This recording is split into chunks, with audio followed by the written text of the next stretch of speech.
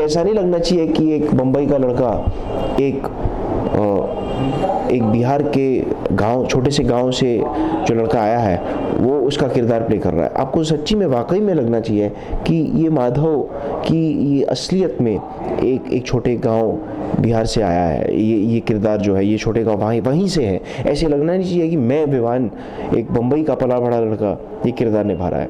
आप वाकई में बम्बई में पले बड़े हैं, आपका जो बैकग्राउंड है फिल्मी बैकग्राउंड है, तो इस तरह का जो किरदार निभाया उसके लिए आपने किस तरह की तैयारी की, किस तरह का प्रिपरेशन किया, कैरेक्टर में किस तरह से ढलने की कोशिश की, क्या माता पिता से भी कुछ मार्गदर्शन लिया है आपने? बहुत उनसे काफ़ी सलाह ली थी मैंने, और उनका यही मानना था कि एकदम अपने आप को भूल जाना चाहिए, इस किरदार में कम्प्लीटली डूबना चाहिए, जो इसकी स्थिति है उसे समझना चाहिए, उसका समाज और उसके हालात को समझना चाहिए। तो उनने यही कहा कि अपने आँखों को खुला रखो और जो भी आप देख रहे हो बिहार में उसे ऑब्जर्व करते रहो और उससे सीखते रहो, क्योंकि जैसे मैंने कहा कि ये मेरे तजुर्बे से बहुत ही बाहर है, ये मेरे समझ से भी शायद बहुत बाहर है, लेकिन एक्टर का काम होता है अपने ऑब्जर्वेशन से, अपने नए एक्सपीरियंस से और अपने कल्पना से एक किरदार को जीवित करें। तो ये मेरे लिए बहुत बड़ी जिम्मेदारी थी। सबसे महत्वपूर्ण जिम्मेदारी मेरे लिए ये थी कि इसे सच्चाई के साथ पेश किया जाए। फिल्म में आप युवा है तो कहीं ना कहीं लोगों की एक्सपेक्टेशंस होगी कि रोमांस हो, चॉकलेटी बॉय का रोल हो, इस तरह की भी फिल्मों में आप काम करना पसंद चाहेंगे क्या? देखिए, इस तरह की फिल्मों में मैंने शायद ऑलरेडी काम कर चुका हूँ, लेकिन हाँ ज़रूर मैं इस तरह की फिल्में से थोड़ा सा दूर हटना चाहूँगा। मुझे मेरे एक अभिनेता की एक खोज है कि ऐसे किरदार को मैं प्ले कर पाऊँ, जो माधव जैसे किरदार या जो बम्बई के सड़क के जो किरदार हैं, जो मेरे लिए ये किरदार जो है बहुत और इंटरेस्टिंग है और इंस्पायरिंग है, और मैं शायद मुझे और मज़ा आएगा और खुशी होगी, ज़्यादा खुशी होगी ऐसे किरदार निभाने में। क्या हम कह सकते हैं जिस तरह से आपके फादर नसीर साहब अलग तरह के किरदार करते थे, उसी तरह के आप भी करना चाहेंगे? ज़रूर, बहुत बिल्कुल आपने बिल्कुल सही कहा। मैं हर तरीके के किरदार निभाना चाहूँगा और हर भारत के हर कोने को मैं डूबना चाहूँगा और समझना चाहूँगा और उसे ईमानदारी के साथ पेश करना चाहूँगा। आज की कहीं ना कहीं युवा पीढ़ी की बात की जाए तो ये जो पीढ़ी है, इनके बहुत सारे बॉलीवुड में ऐसे लोग हैं जिनके माता पिता वेल स्टैब्लिश्ड स्टार्स थे, उनकी पीढ़ी कहीं ना कहीं आज रुपये पर्दे पे काम कर रही है, तो इन सब में आप अपने आप को कहाँ पाते हैं? जी, ये ज़रूर ये बात है कि जो नेपोटिज्म है वो बहुत गलत चीज़ है मेरे हिसाब से, और हम सबको, जितने भी अभिनेता है, सबको इक्वल अपॉर्चुनिटीज़ मिलनी चाहिए। ये नहीं होना चाहिए कि आप किसी के बेटे या बेटी हो और या किसी के नेफ्यू या कुछ हो, उसके वजह से आपको मौके मिल रहे हैं। मेरे हिसाब से जो लड़का या लड़की बाहर से आता है, जिनके पास कोई कॉन्टैक्ट्स नहीं है, जैसे अभिषेक और अक्षय, उन लोगों को भी वैसे ही मौके मिलने चाहिए। तो अगर कोई सिस्टम बनाया जाए, इस इंडस्ट्री को सिस्टमेटाइज और ऑर्गेनाइज की जाए, तो मेरे हिसाब से ये शायद एक उम्मीद पूरी हो सकती है कि एक और इक्वालिटी हो और मौके, सब इक्वालिटी ऑफ अपॉर्चुनिटीज़, ये बहुत ज़रूरी चीज़ है।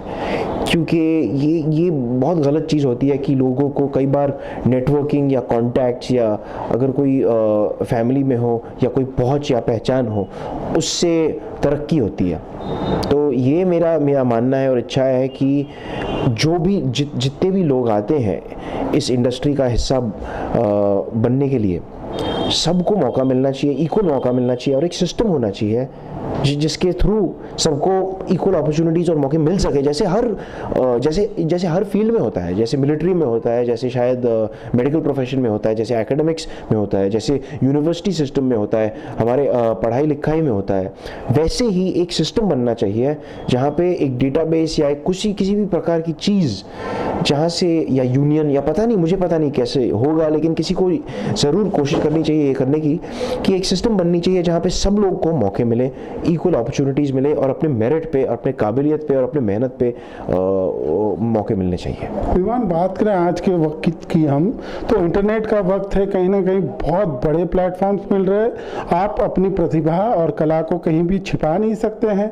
यूट्यूब है, OTT प्लेटफॉर्म्स है, ऐसे बहुत सारे मीडियम आज तैयार हो चुके हैं जहां पर जो कलाकारों का है कंपटीशन काफी तेजी से बढ़ रहा है, हर किसी को मौका मिल रहा है। ऐसे में क्या आप मानते हैं कि बहुत ज्यादा कंपटीशन है? नहीं, वो एक एक्चुअली क्या हो गया, उसकी वजह से चीज़ें और डेमोक्रेटिक हो गई हैं। पहले आप कहा जा सकता है कि एक डेमोक्रेसी नहीं थी, एक मोनार्की थी, एक मोनोपोली थी कि कई सारे जो ताकतवर और पावरफुल जो इंस्टीट्यूशंस थे उसके ही थ्रू चीज़ें होती थी। लेकिन अभी वो होपफुली टूट चुकी है। अभी जो है कि नौजवान लोग अपना भविष्य अपने हाथ में ले सकते हैं और अपना खुद का काम पेश कर सकते हैं। जो मोबाइल फ़ोन और जो सोशल मीडिया है वो भी इस एक प्रकार का मंच है वो लोगों के लिए अपना काम पेश करने का, और वो एक बहुत बढ़िया चीज़ है। तो उसकी वजह से चीज़ें और डेमोक्रेटाइज हो गई हैं। तो वो मेरे लिए बहुत इंस्पायरिंग चीज़ है कि मैं देखता हूँ कि लोग कितना मेहनत करते हैं अपना काम अपना फ़ोन पे पेश करने के लिए। लेकिन इसका एक फ्लिप साइड भी है कि फिर आप फ़ोन में डूबे रहते हो और फिर आप ज़िंदगी को नहीं देखते हो। और बहुत सारे नौजवान, और नौजवान नहीं, मेरे उम्र के और मेरे बड़े भी लोग जो है वो फ़ोन में डूबे रहते हैं। ये एक अलग किस्म की एडिक्शन है और इसका ज़रूर हमें सोच विचार करना चाहिए। इसे हमें अपने आप को कंट्रोल करना चाहिए, क्योंकि फ़ोन एक किस्म की बीमारी भी है। तो अच्छी भी चीज़ है, लेकिन उसकी बुरा हिस्सा ये है कि वो आपको बहुत एडिक्ट कर देती है फ़ोन में और सोशल मीडिया में।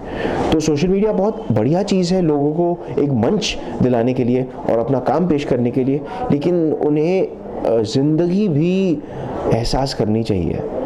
सिर्फ फ़ोन पे नहीं डूबा रहना चाहिए। आपसे बात करने के बाद ऐसा लगता है कि बहुत सारा तजुर्बा आपके अंदर कहीं ना कहीं ठूस ठूस के आपके पेरेंट्स द्वारा भरा गया है।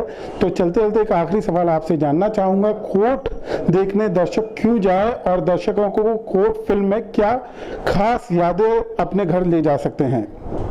कोर्ट एक बहुत ही गंभीर किस्म का चित्र है एक अलग तरह के समाज की, जो शायद लोगों ने देखा नहीं होगा।